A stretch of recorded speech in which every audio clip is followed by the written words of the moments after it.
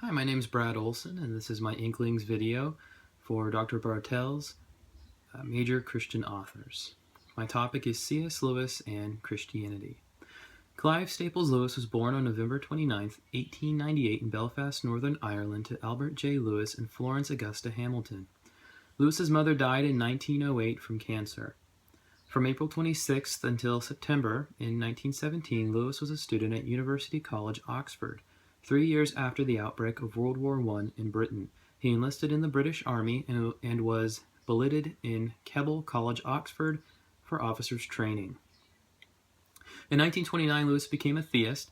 In 1931, Lewis became a Christian, and J.R.R. Tolkien, as well as Hugo Dyson, may have had some influence toward his decision.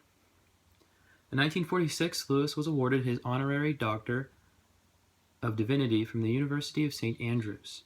In 1950, The Lion, the Witch, and the Wardrobe was released. On November 22, 1963, 1 week before his 65th birthday at 5:30 p.m., on the same day that President Kennedy was assassinated, C.S. Lewis died. His grave is in the yard of the Holy Trinity Church, Headington Quarry, Oxford. C.S. Lewis left his childhood Christian faith to spend years as a determined atheist. After finally admitting God existed, Lewis gave in and knelt in prayer to become what he described later as the most dejected and reluctant convert in all England.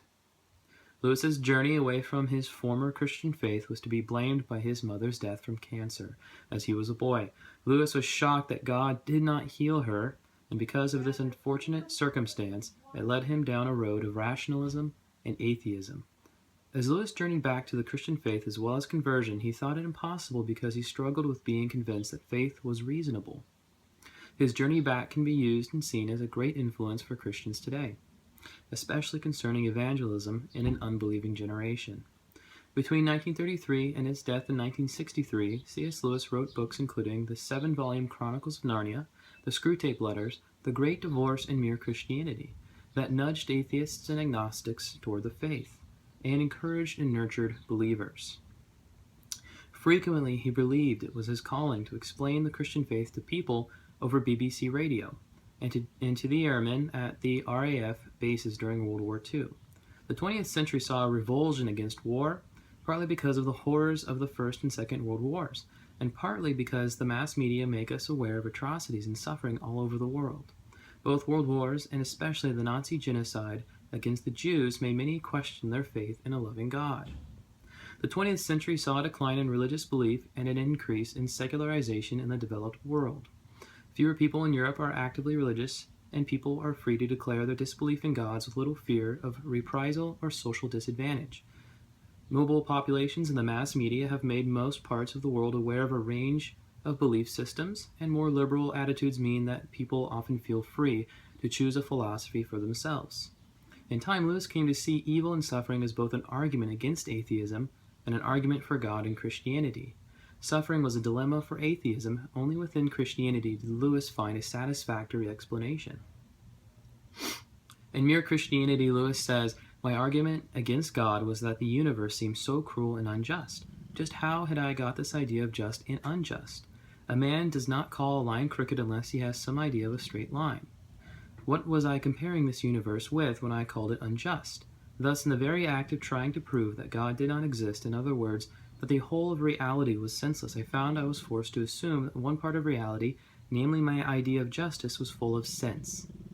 Consequently, atheism turns out to be too simple. If the whole universe has no meaning, we should never have found out that it has no meaning."